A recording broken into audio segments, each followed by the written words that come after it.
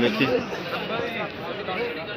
सही किया कि मिर्च आ गई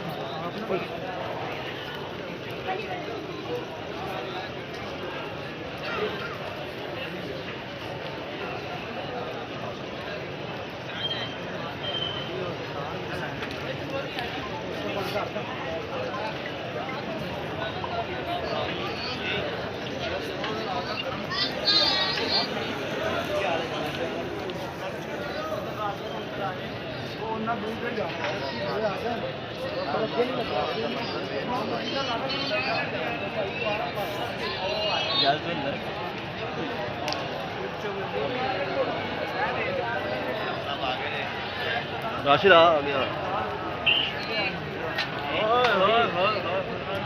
मामा अभी तो पंचायत में बैठा है कि लोगों क्या हो गया कि भज गए